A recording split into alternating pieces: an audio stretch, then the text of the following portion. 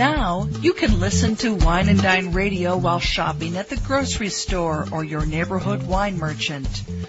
Wine and Dine Radio can be heard using your wireless internet on your cell phone. You're listening to iWineRadio. iWineRadio is a production of Food Tastes Better with Wine on the web at iWineRadio.com. Hey guys, I thank you for listening to iWineRadio, and we are still the only wine channel on iTunes Radio.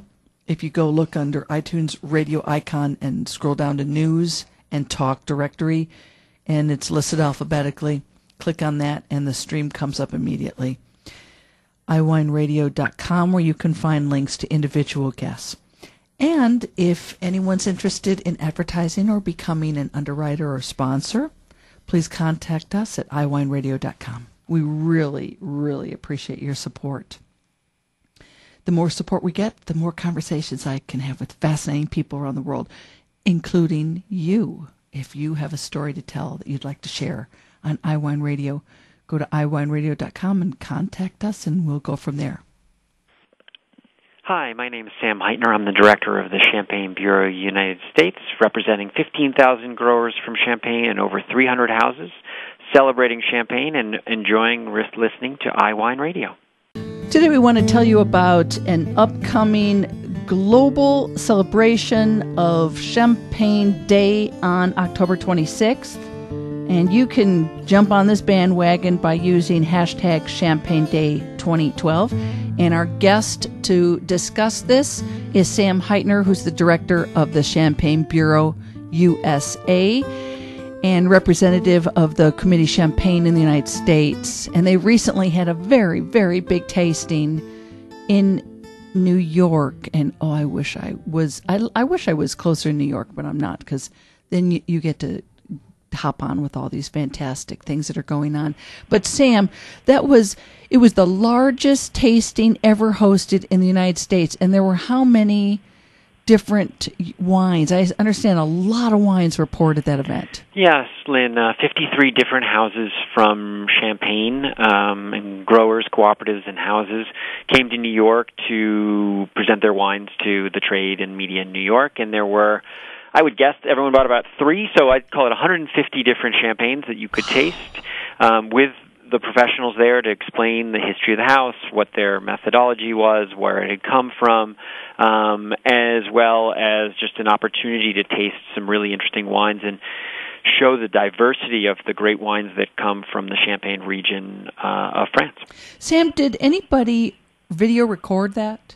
There's a little video that's being created to give a sort of summary of it. Okay. But 3 hours of people tasting wine, may not be the most scintillating vision for others who couldn't enjoy it. But like, for instance, I understand Bruno Paillard did Bruno Paillard was there. Thibault Lemayeux was there, who was the communications director from Champagne. There was a really strong presence of Champenoise who came, which I think reinforces the importance that we place on the U.S. market.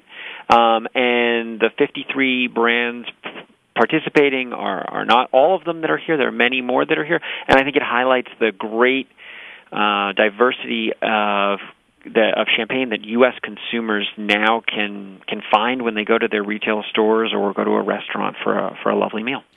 Sam, is sales or consumption of Champagne in the United States on the upward swing? Is it growing, or is it staying kind of the same from year to year? Yeah, we measure this by shipments of bottles that have been sent from France to the United States, and that's definitely on the increase. It's been on the increase for a couple of years now, 2 years.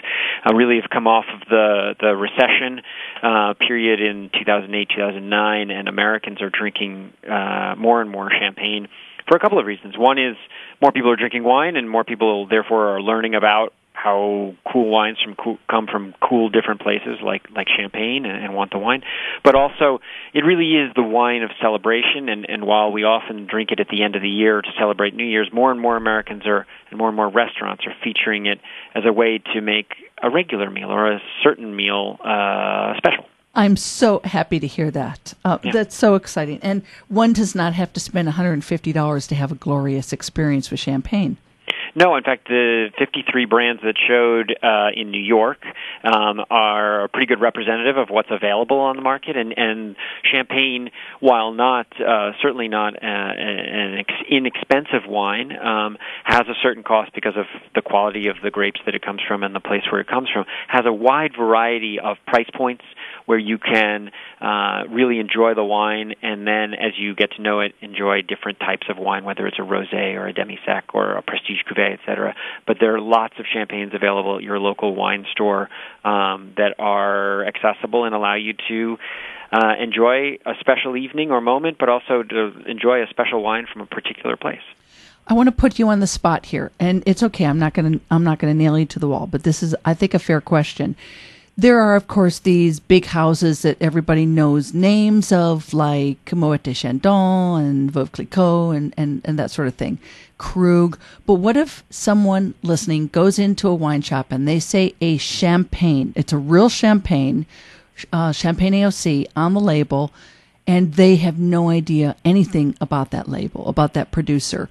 Is it a fair guess that if it is coming from Champagne, that it is of high quality? Well, you have to remember that the Champagne name means something very, very particular under European law. Champagne grapes only come from Champagne. Champagne grapes only come from particular parcels in Champagne, are hand-picked, and are very, very carefully, the entire process is very, very carefully regulated and watched to ensure the highest quality possible for the consumer, and that's why Champagne name has always been associated with quality.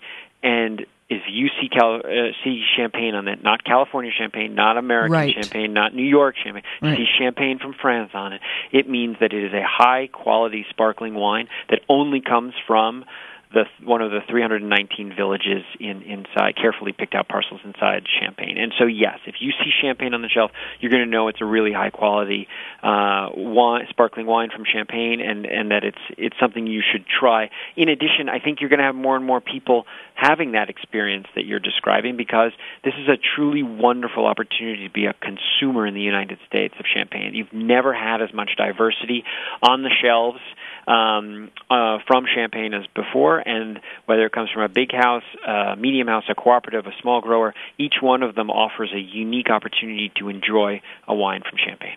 Is it a weird parallel to say, think in terms of Champagne, real Champagne wine from Champagne, France, that it's like a brand almost?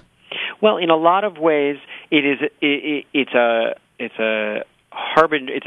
sign for the consumer in a way that a brand is. It's a sign for the consumer of quality and where the wine comes from.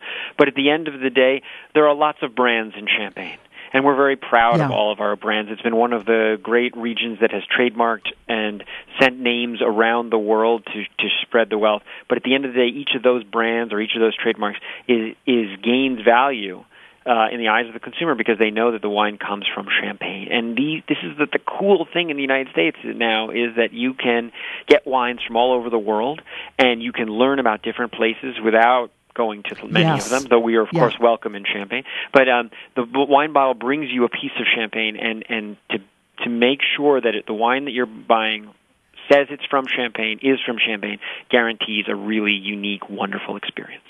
Sam, can you talk to us about this Champagne, the global Champagne celebration via hashtag Champagne Day 2012 on October 26th? Yeah, October 26th is a great opportunity to celebrate what I was just talking about having this great diversity of wines and making a moment where you pick up a bottle of champagne, or you go to a bar that's having a special, or a retailer who's having a sale or something like that, and adding champagne into your Friday evening on October 26th. We are often love the wine but don't find opportunities to drink it. Champagne Day is a global celebration of the wines from Champagne, and is a great opportunity to start working some champagne into your life well in advance of the holidays and sort of kick it off. And so we're having events. There are events all over the world, France, Australia, and the UK, the United States, celebrating Champagne Day, and it's a great thing that has come up from social media. A couple of people created it 3 or 4 years ago, or 3 years ago, I think it is. And so this is the third annual one, and we're really supportive of this kind of effort. I understand there's going to be a Champagne Day photo contest. And to stay tuned to news. I understand if they go to champagneday12.eventbrite.com, they can keep up with some news. But is that where they would also go then to be seeing all the different events around the world? Yeah, a lot of people have. Most of the U.S. events have been registered on Eventbrite, this Eventbrite site. But also, if you just follow the Twitter site, and lots of retailers are doing things. And we've found in the past that while lots of people sign up for things, there's lots of spontaneous stuff too. It's also an opportunity to get together with some friends. And you're going to have dinner, instead of bringing something else, grab a bottle of champagne and make it sort of special. And then you can tweet about it, send Facebook pictures about it, and share the fun of making a dinner really special by incorporating champagne in it. So people can share their label, photos, tastes, likes, food pairings, and all experiences on Twitter, Facebook, YouTube, etc. by using hashtag Champagne Day in your post. Well, Sam Heitner, it's been a wonderful... I thank you to touch base with you again about this event, and we know what you'll be doing on October 26th. We'll be with everybody else raising a glass of champagne. Oh, thank you so very much, Sam. We will have links up for you to learn more and continue this conversation. And let's not just stop on October 26th, but continue this all year round. And I thank you for listening to Wine and Dine. Now you can listen to Wine and Dine Radio while shopping at the grocery store or your neighborhood wine merchant. Wine and Dine Radio can be heard using your wireless internet on your cell phone. You're listening to iWineRadio. iWineRadio is a production of Food Tastes Better with Wine on the web at iWineRadio.com. Hey guys, I thank you for listening to iWineRadio, and we are still the only wine channel on iTunes Radio. If you go look under iTunes radio icon and scroll down to News and Talk Directory, and it's listed alphabetically, click on that and the stream comes up immediately. iWineRadio.com, where you can find links to individual guests. And if anyone's interested in advertising or becoming an underwriter or sponsor, please contact us at iWineRadio.com. We really, really appreciate your support. The more support we get, the more conversations I can have with fascinating people around the world, including you. If you have a story to tell that you'd like to share on iWineRadio, go to iWineRadio.com and contact us, and we'll go from there.